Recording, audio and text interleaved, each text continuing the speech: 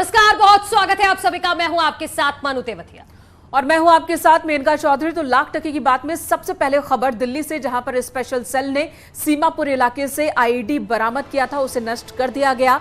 दरअसल special cell ने सीमापुर इलाके के एक घर में तलाशी के दौरान संदिग्ध बैग पाया और तलाश में पता चला कि उसमें आईईडी बॉम्ब है। एनएसजी की टीम ने खुले इलाके में इसे डिस्ट्रॉय किया है। जिस कमरे से बैग मिला उसमें 3 से 4 लड़के किराए पर रहते थे, जो इस वक्त फरार हैं। पुलिस आरोपी लड़कों की तलाश कर रही है और हर एंगल से इस मामले की जांच की जा रही है।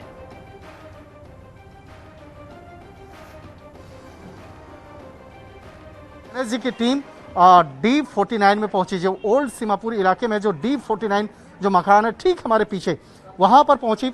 और यहां पहुंचने के बाद यहां जो आईडी को अपने यहाँ से लेकर के एनएसजी की टीम यहाँ से निकल करके उसके बाद यहाँ से थोड़ी दूर जा कर के वहाँ पर एनएसजी की टीम उसे डिस्ट्रॉय की है, उसे पूरे एक सुरक्षा व्यवस्था के साथ में उसे नष्ट किया। और उसके बाद अब इस मामले पर स्पेशल सेल की टीम आगे की तफ्तीश में जुटी है और तफ्तीश का जो दायरा है अब बढ़ करके गाजीपुर पहुंच चुका है। गाजीपुर जो उत्तर प्रदेश और दिल्ली का बॉर्डर इलाका है, और जनवरी महीने में जिस तरह से वहां पर तकरीबन 3 केजी का आईडी वहां से बरामद किया गया था, और वहां पे फूल मंडी में जिस तरह से वहां पे 3 केजी का आईडी बरामद किया गया था, तो उस वक्त में पाया गया था कि उसमें आरडीएक्स जो है उसके नमूने पाए गए थे। तो अब इस मामले में स्पेशल सेल की टीम अब जांचने का प्रयास कर रही है, पड़ताल कर रही है कि किस तरह से गाजीपुर फूल मंडी का जो विस्फोटक और किस तरह से सीमापुरी में मिले आईडी का जो कनेक्शन है, इस दोनों मामले को जोड़ करके देखा जा रहा है। और जिस तरह से 3 से 4 लोगों की भूमिका संदिग्ध नजर आ रही है, लिहाजा इस मामले की गंभीरता को देखते हुए अब आगे तमाम पहलुओं को खंगाला जा रहा है। वीडियो जर्नलिस्ट बेनू के साथ शंकर आनंद, न्यूज़ 18 दिल्ली। अब रुक करते हैं सियासी खबरों का। प्रधानमंत्री मोदी आज फतेहपुर में रहे। यहां उन्होंने चुनावी सभा को संबोधित किया और पार्टी उम्मीदवारों के पक्ष में वोट की अपील की। इसके अलावा अपने संबोधन के दौरान पीएम ने समाजवादी पार्टी और कांग्रेस पर जमकर निशाना साधा। उन्होंने कहा कि विपक्ष ने कोरोना वैक्सीन को बीजेपी का टीका बताया। इसके अलावा पीएम ने कांग्रेस पर यूपी के लोगों को अपमानित करने का आरोप भी लगाया। और साथ ही पीएम ने सीएम योगी आदित्यनाथ और उनके काम की जमकर तारीफ की। लेकिन ये परिवारवादी क्या बोल रहे हैं? ये तो भाजपा का टीका है। भाइयों बहनों, आपको जब टीका लगाया तो किसी ने कहा था कि भाजपा का टीका है? अरे तो कोरोना से बचने का टीका है। जब यूपी के लोगों ने इनकी बात अनसुनी कर दी, और कभी कभी तो मुझे लगता है कि टीके से 2 लोग डरते हैं। टीके से 2 लोग डरते हैं, एक कोरोना वायरस और दूसरे ये टीका विरोधी लोग। एक छोटी सी सोच से यूपी जैसा बड़ा प्रदेश, इतनी बड़ी जनसंख्या वाला प्रदेश नहीं चलाया जा सकता है। यही वजह है कि फिर एक बार यूपी कह रहा है, आएगी तो भाजपा ही, आएगी तो भाजपा ही, आएंगे तो योगी ही। गौर परिवारवादियों की लिस्ट में कुछ नाम ऐसे भी हैं जिन्होंने दशकों तक देश में और यूपी में सरकारें चलाई है, लेकिन आप लोगों ने जब से उन्हें यहां से बेदखल किया है, इन लोगों की यूपी के प्रति नफरत दिनों दिन बढ़ती जा रही है। इन परिवारवादियों के मुख्यमंत्री ने यूपी के लोगों का अपमान किया तो गांधी परिवार तालियां बजाता रहा, और आज ये लोग यूपी के लोगों से आकर वोट मांग रहे हैं। आपको इन परिवारवादियों से भी बचकर रहना है।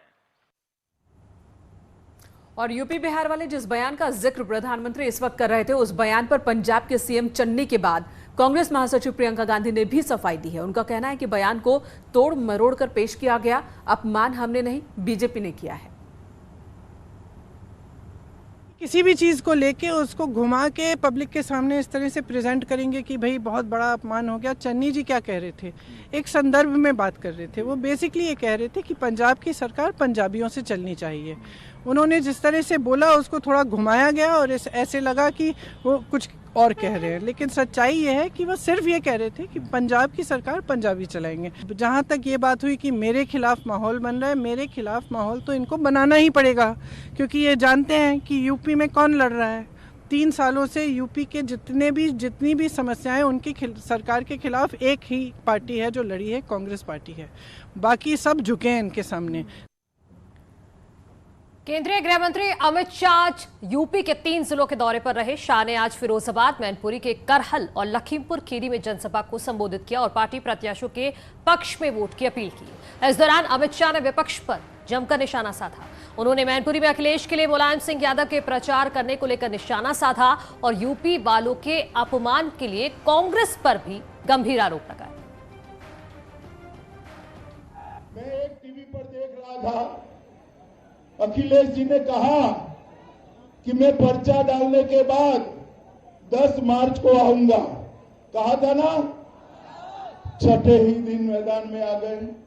और अभी भी मैं हेलीकॉप्टर से देख रहा था, 5 किलोमीटर दूर कड़ी धूप में इतनी आयु हो गई है, नेताजी को भी मैदान में उतारना पड़ा है। नेताजी को मैं पूछना चाहता हूं कांग्रेस पार्टी को, अगर राहुल गांधी अमेठी से हारकर दक्षिण में न गए होते तो ये बोलने की हिम्मत होती क्या? भाई बताओ, होती क्या? होती क्या? सालों तक इस परिवार ने बांटो और राज करो की नीति अपनाई है। भारतीय जनता पार्टी ने वाजपेयी जी के नेतृत्व में पहले और नरेंद्र मोदी जी के सूत्र के अनुसार अब सबका साथ, सबका विकास करने का काम किया है। मित्रों, सबका साथ। इधर सीएम योगी आदित्यनाथ भी आज बुंदेलखंड के दौरे पर थे और उसके बाद वो लखनऊ पहुंचे। लखनऊ में भी उन्होंने एक रैली को संबोधित किया और विपक्ष पर निशाना साधा। योगी ने दावा किया कि 5 साल में माफिया राज के खिलाफ कड़ी कार्रवाई हुई है और आगे भी ये काम जारी रहेगा। सीएम ने साफ किया कि 1 महीने में सभी बुलडोजर मरम्मत के लिए भेजे गए हैं और 10 मार्च के बाद फिर से काम में जुट जाएंगे। सीएम योगी ने अखिलेश यादव पर तंज भी कसा।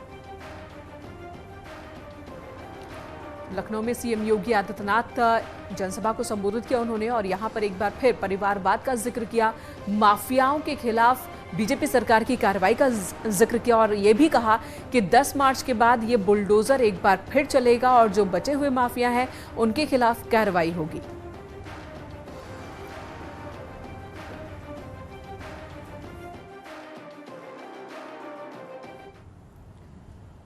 वहीं सीएम योगी ने आज झांसी और जालौन और कानपुर देहात में जनसभाओं को संबोधित किया। इस दौरान सरकार के कामकाज को लोगों के सामने रखा तो विपक्ष पर भी जमकर बरसे। सीएम योगी ने कहा कि सरकार सबका साथ सबका विकास के मंत्र पर काम कर रही है। डबल इंजन की सरकार में यूपी में तेजी से विकास हो रहा है और इसके अलावा कानपुर में सीएम ने समाजवादी पार्टी के मुफ्त बिजली वाले वादे पर भी निशाना साधा। उत्तर प्रदेश के अंदर 25 करोड़ जनता के विकास के बारे में इनके पास कोई कार्य योजना नहीं थी। कार्य योजना होती भी कैसे? उस समय के मुख्यमंत्री 12 बजे सो करके उठते थे, 12 बजे सो के उठते थे, 2 बजे तक तैयार होते थे, 4 बजे उनकी मित्र मंडली आ जाती थी। उसके बाद मित्र मंडली के साथ उनकी अलग ही टीम अपनी काम करने लगती थी। तो प्रदेश के लिए तो उनके पास समय था ही नहीं।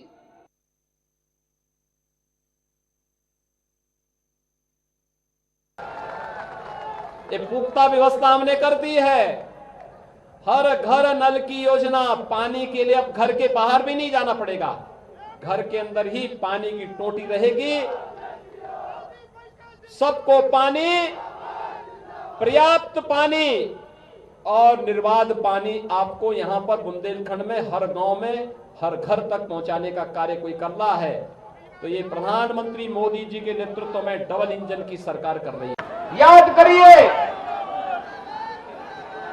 आज जो कार्य भारतीय जनता पार्टी की सरकार, डबल इंजन की सरकार कर रही है, समाजवादी पार्टी उसकी नकल कर रही है। मैं आपसे और उधर अखिलेश यादव ने रोड शो निकाला। इटावा में रोड शो के जरिए अपने चुनावी प्रचार को धार दी और इस दौरान मुलायम सिंह यादव, शिवपाल यादव उनके साथ थे।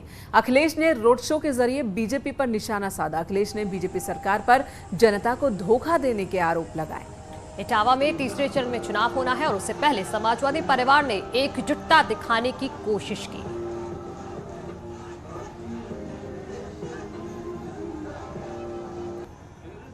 आपने सुना होगा कि हमारे बाबा मुख्यमंत्री कह रहे थे कि गर्मी निकाल देंगे।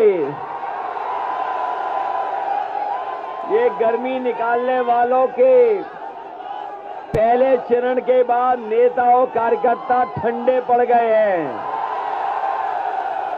और दूसरे चरण का जब से वोट पड़ा है, इनके कार्यकर्ता सुन्न हो गए हैं और इस बार तीसरे चरण के वोट डालने के बाद भारतीय जनता पार्टी शून्य हो जाएगी, शून्य। और इसी बीच एक बड़ी खबर आ रही है। नोएडा में स्पा सेंटर में आग लगी है। हादसे में युवक और युवती जिंदा जल गए हैं। सेक्टर 53 के गिजोड़ में ये स्पा सेंटर है। थाना सेक्टर 24 इलाके की ये घटना है। बताया जा रहा है कि इस हादसे में युवक युवती जिंदा जल गए। स्पा सेंटर में आग कैसे लगी ये अभी तक साफ नहीं हो पाया है, लेकिन सेक्टर 53 में ये हादसा हुआ है। गिझौर जहां पर स्पा सेंटर जहां पर हादसा हुआ है, थाना सेक्टर 24 में ये स्पा सेंटर आता है। तो नोएडा में ये दर्दनाक हादसा जिसमें युवक और युवती जिंदा जल गए हैं। स्पा सेंटर में आग लगी और उसके बाद वहां पर मौजूद युवक और युवती इस हादसे का शिकार हो गए और दोनों की मौत हो गई है, ऐसा बताया जा रहा है। सेक्टर 53 के गिजौड़ में स्पा सेंटर है जहां पर ये बड़ा हादसा हुआ है। यहां रुकेंगे एक ब्रेक के लिए, जल्द लौट रहे हैं।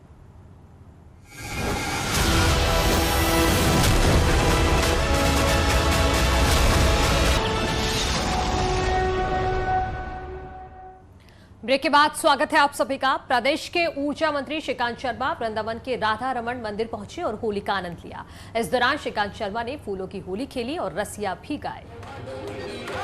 प्रसिद्ध भजन गायक चित्र विचित्र महाराज के साथ मंत्री जी सुर से सुर मिलाते दिखे और इस वक्त पूरा ब्रज होली के रंगों में रंगा हुआ है। श्रीकांत शर्मा मथुरा के वृंदावन विधानसभा सीट से बीजेपी के उम्मीदवार हैं। मथुरा में पहले चरण में मतदान हो चुका है, जिसका परिणाम 10 मार्च को आएगा।